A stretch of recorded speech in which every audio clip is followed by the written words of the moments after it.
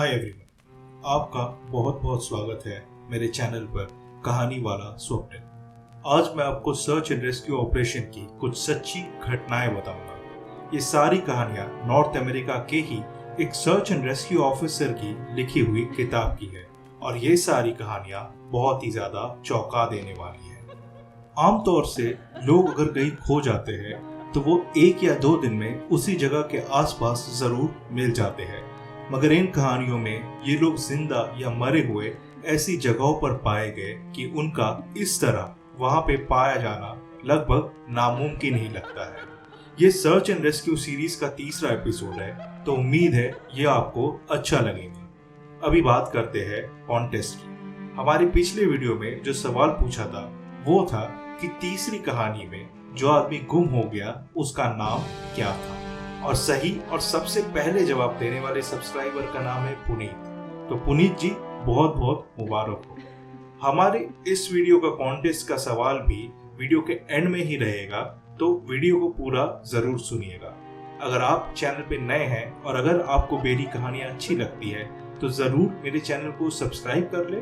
तो वीडियो को पूरा एंड तक सुनिएगा और अपने हेडफोन्स लगा लीजिए ताकि हम शुरू कर सके आज की कहानियां।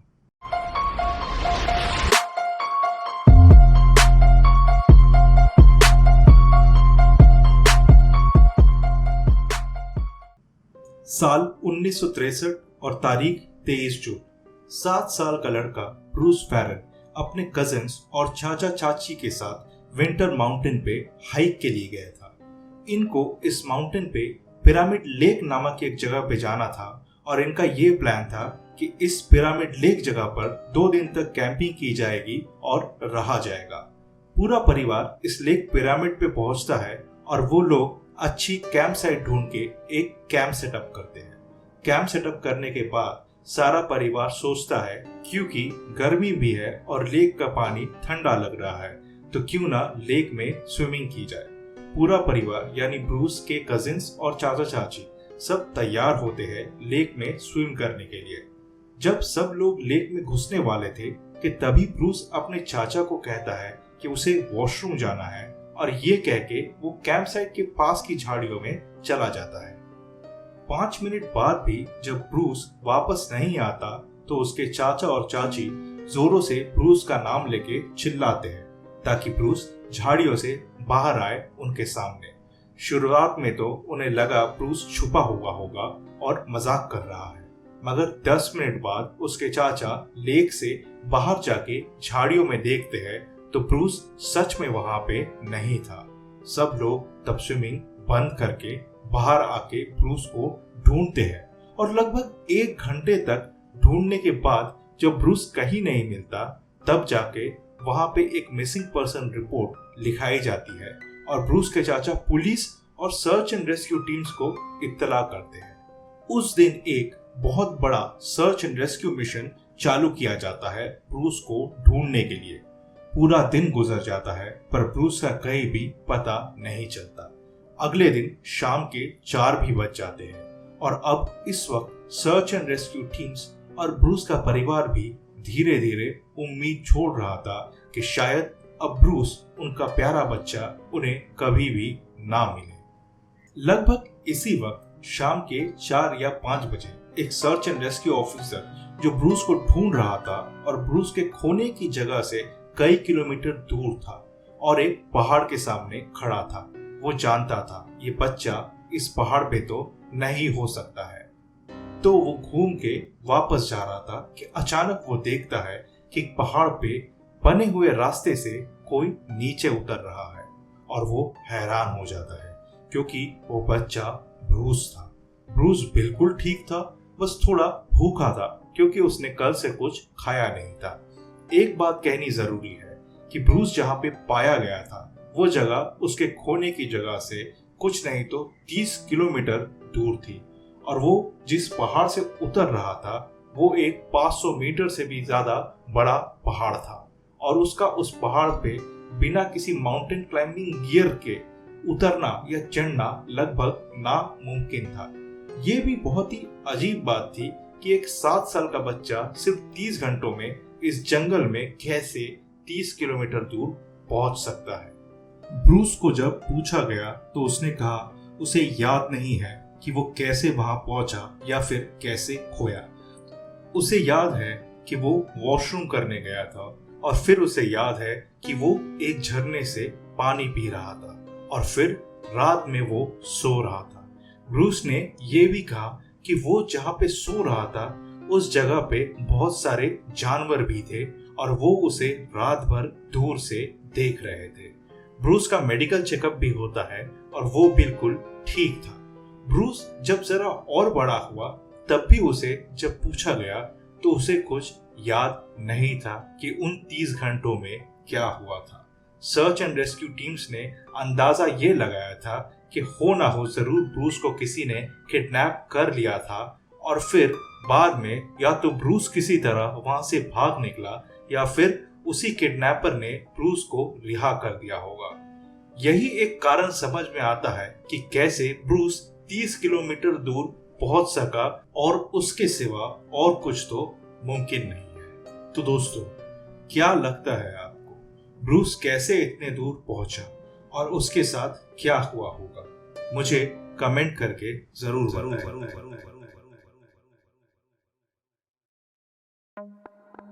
आइए सुनते हैं आज की दूसरी कहानी। बारबरा बुलक 2007 में एक 55 साल की महिला थी और अपने पति के साथ यूएसए के मोंटाना में रहती थी। जुलाई में बारबरा के पति की एक कजिन और उसका बॉयफ्रेंड उनके साथ 2 दिन के लिए रहने आते हैं। बारबरा कहती है कि वो उन दोनों को एक दिन हाइक के लिए ले जाएगी ताकि वो इस जंगल को और करीब से देख सके। अगले दिन सुबह जब हाइक के लिए जाना था तो बारबरा के कजिन की तबीयत ठीक नहीं थी, पर उसके बॉयफ्रेंड ने कहा कि वो चल सकता है हाइक पर बारबरा के साथ। बारबरा और जिम हाइक के लिए निकल जाते हैं। दोपहर में लगभग 1:30 बजे बारबरा के पति को एक कॉल आता है पुलिस का और उसे ये बताया जाता है कि बारबरा मिसिंग है और मिल नहीं रही है। पुलिस उसे कहती है कि जिम ने ये रिपोर्ट किया है कि बारबरा खो गई है और अच्छा होगा कि बारबरा के पति वहां पे आ जाए और सुने कि क्या हुआ है। जब वो इस जगह पे पहुंचते हैं और जिम पुलिस के सामने फिर से वही कहता है जो वो पिछले 1 घंटे में कई बार कह चुका है। जिम बताता है कि वो दोनों हाइक पूरी करके पहाड़ के ऊपर पहुंच गए थे। उसके बाद वो लोग वहीं पर बैठ के कुछ सैंडविचेस खाते हैं और आधा घंटा बिताते हैं पहाड़ के ऊपर शहर को देखते हुए। आधे घंटे बाद वो लोग सब पैक करके वापस नीचे की तरफ जाने लगते हैं। तो तभी जिम ने सोचा वो एक बार पहाड़ से नीचे शहर को फिर से देखेगा और एक अच्छी सी फोटो लेना चाहता है। जिम घूम के एक फोटो लेता है और जब वापस घूमता है तो बारबरा वहां पे नहीं थी। जिम थोड़ा आगे जाता है ये सोच के कि शायद बारबरा इस बीच में आगे निकल गई हो, मगर बारबरा आगे भी कहीं नहीं थी। जिम कहता है उसने बस 40 सेकंड के लिए ही पीछे देखा था और उस बीच में बारबरा जैसे गायब हो गई। उसने न किसी जानवर की आवाज सुनी और न कुछ और सुना था। जिम देखता है कि इस ट्रेल के आसपास भी जंगल ज्यादा घना नहीं था, तो किसी का अचानक पेड़ों के पीछे भी छुपना लगभग नामुमकिन था। जिम चलते हुए ट्रेल के अंत तक पहुंच जाता है और पहाड़ के नीचे आ जाता है, मगर उसे बारबरा कहीं नहीं दिखती है। जिम ने कई बार आवाज देकर बारबरा को बुलाया, बारबरा का नाम चिल्लाया पूरे रास्ते, पर बारबरा का कोई जवाब कभी भी नहीं आया। नीचे जाके वो देखता है पार्किंग में उसकी गाड़ी अभी भी है। वहीं पे कुछ लोग रोड की मरम्मत का काम कर रहे थे, तो वो उनसे पूछता है कि क्या उन्होंने किसी को इस रास्ते से नीचे आते हुए देखा है, और वो लोग मना कर देते हैं कि उन्होंने तो किसी को नहीं देखा। जिम बहुत ज्यादा घबरा जाता है और वापस पूरे ट्रेल पे चल के ऊपर पहुंचता है इस उम्मीद में कि कहीं तो उसे बारबरा दिख जाएगी, पर नहीं, बारबरा कहीं भी नहीं थी। आखिरकार जिम थक हार के नीचे आता है और पुलिस को कॉल करके ये बात बताता है। 48 घंटों तक एक सर्च एंड रेस्क्यू मिशन चलता है। इस जगह और इसके आसपास बारबरा को ढूंढा जाता है। पर कहीं भी उसका कोई अता पता नहीं था। इस सर्च में स्निफिंग डॉग्स भी लाए गए थे और उन्होंने भी ढूंढने की बहुत कोशिश की, मगर ऐसा जैसा बारबरा अचानक उस जगह से गायब हो गई। स्निफिंग डॉग्स के पास भी इसका कोई जवाब नहीं था कि बारबरा कहाँ गई होगी। शुरुआत में सबको जिन के ऊपर भी शक था, मगर वो एक पॉलीग्राफिक टेस्ट लेता है जहाँ पे ये साबित हो जाता है कि जिन जो कह रहा है वो बिल्कुल सच है। आखिरकार ये ऑपरेशन बंद कर दिया जाता है और बारबरा का कोई भी पता नहीं चलता है।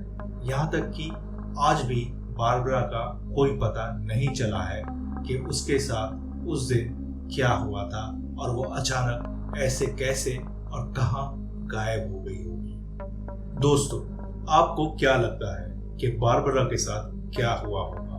आपकी थ्योरी क्या है? मुझे कमेंट करके जरूर।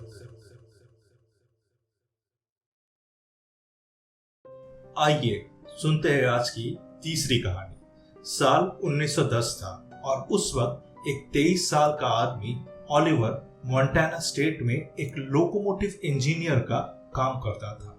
भले ही कार्स और गाड़ियां उसका पेशा था, मगर ओलिवर को शिकार करना बहुत पसंद था। ओलिवर बहुत ही साहसी और हिम्मत वाला था और कभी भी बहुत दबाव वाली स्थिति में भी वो हमेशा अपने दिमाग को ठंडा रखता और हर मुश्किल से निकल जाता था। 1910 साल के अक्टूबर महीने में ओलिवर अपने छोटे भाई और कजिन के साथ येलोस्टोन नेशनल पार्क के एरिया में शिकार करने के लिए जाता है। वो लोग जंगल में जाते हैं और एक अच्छी जगह देख के अपना कैंप सेटअप करते हैं। उस शाम और रात वो लोग अपने साथ ही लाए हुए खाने को खाते हैं और फिर एक कैंप फायर जला के वहीं पे बैठते हैं। रात को वो लोग जल्दी सो जाते हैं। अगले दिन सुबह ओलिवर सबसे पहले उठ जाता है और जब वो कैंप साइट के पास देखता है तो उसे एक हिरन के पैरों के निशान दिखाई देते हैं। वो अपने कजिन और भाई को नींद से उठाता है और कहता है कि वो इस हिरन के पैरों के निशान का पीछा करेगा और कोशिश करेगा कि वो इसका शिकार कर सके।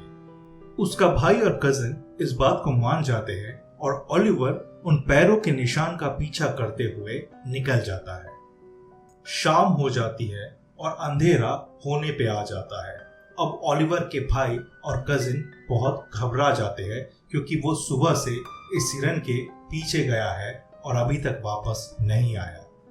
इस बीच में कई बार ओलिवर के भाई ने सोचा कि वो उसके पीछे जाएगा ओलिवर को ढूंढने, मगर फिर उसके कजन ने कहा कि ओलिवर जंगल और हंटिंग इतने अच्छे से जानता है कि उसके खोने का सवाल ही नहीं उठता और ये कि वो किसी भी वक्त वापस आ रहा होगा। वो दोनों सो जाते हैं ये सोचते हुए कि जरूर ओलिवर रात को वापस आ जाएगा, मगर वो जब सुबह उठते हैं तो हैरान हो जाते हैं क्योंकि ओलिवर अभी तक वापस नहीं आया था।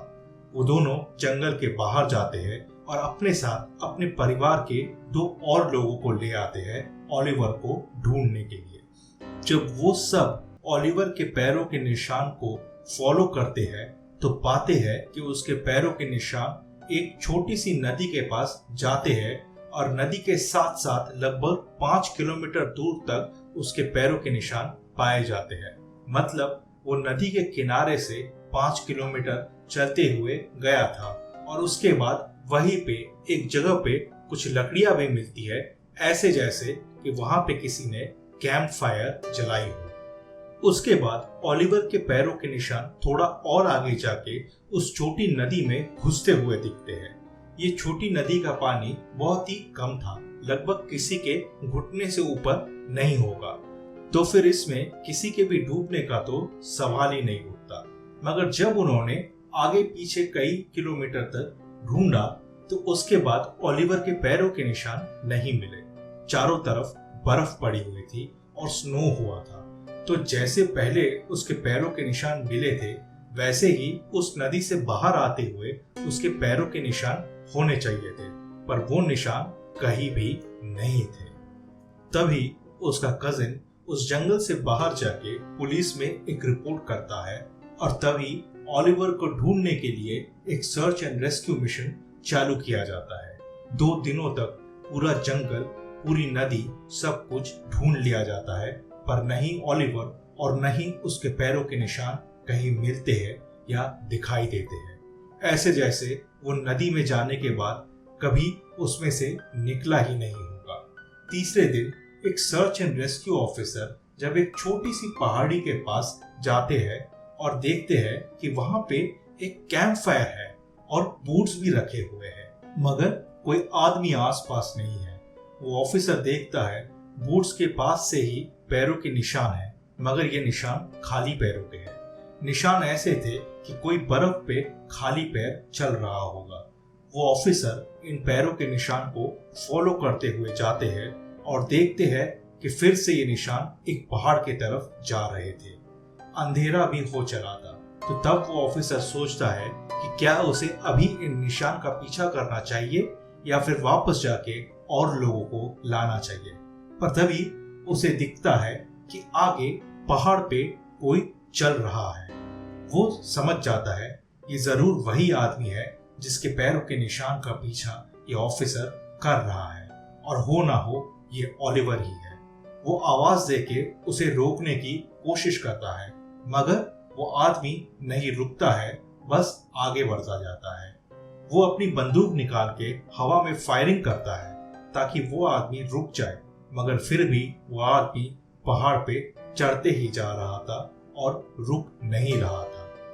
वो ऑफिसर वापस चला जाता है क्योंकि इस अंधेरे में उसके लिए यह संभव नहीं था कि वो इसका पीछा करे।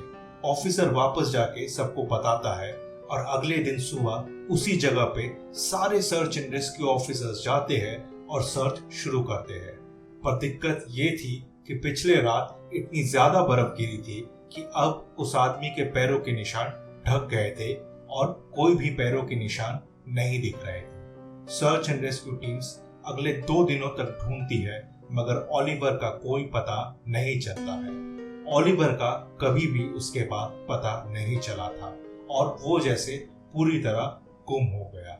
ये कहानी उस समय न्यूज़पेपर्स में बहुत बार आई थी और अलग अलग लोगों ने अलग अलग थ्योरी दी थी। कुछ लोगों को लगता था कि वो आदमी जो ऊपर जा रहा था वही ओलिवर था और उसने अपना दिमागी संतुलन खो दिया था, और कुछ लोग कह रहे थे कि जरूर किसी ने ओलिवर को मारा होगा और वो जो ऊपर जा रहा था वो वही जानवर था जिसने ओलिवर को मारा होगा। तो दोस्तों, आपको क्या लगता है ओलिवर के गुम होने के पीछे क्या कारण है? आपकी क्या थ्योरी है इस बारे में? मुझे कमेंट करके जरूर बताएं।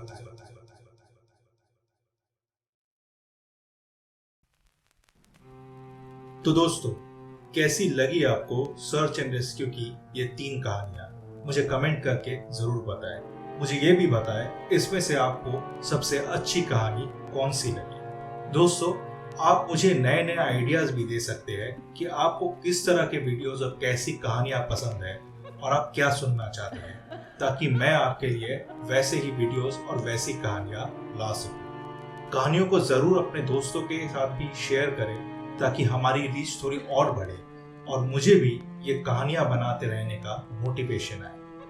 आज के वीडियो में एक कॉन्टेस्ट भी मैं रखना चाहता हूँ, और जिसने इस सवाल का सबसे पहले जवाब दे दिया, मैं अपने अगले वीडियो की शुरुआत में उस सब्सक्राइबर को एक शाउट आउट दूंगा। आज के वीडियो का सवाल है कि आज की पहली कहानी में जो लड़का गुम हो गया था उसकी उम्र कितनी थी? तो जल्दी से जवाब कमेंट करिए और अगले वीडियो के लिए मैं आपको एक शाउट आउट दूंगा। अगर आप चाहते हैं कि आपकी किसी कहानी को मैं अपनी आवाज दूं, तो डिस्क्रिप्शन में दिए गए ईमेल एड्रेस पर मुझे अपनी कहानी जरूर भेजें। आप मुझे इंस्टाग्राम पर भी फॉलो कर सकते हैं और चाहे तो मुझे अपनी कहानी वहां भी भेज सकते हैं। मेरी आईडी है कहानी वाला स्वप्न। अगर आपको मेरे ये वीडियोस अच्छे लगते हैं तो जरूर मेरे चैनल को सब्सक्राइब कर लें और नोटिफिकेशन बेल को भी दबा दें, ताकि हर बार जब मैं अपनी नई वीडियो डालूं तो आपको सबसे पहले नोटिफिकेशन मिल जाए। तो मिलते हैं अगली बार कुछ नई कहानियों, कुछ नए किस्सों के साथ। तब तक के लिए आप सभी अपना ध्यान रखें।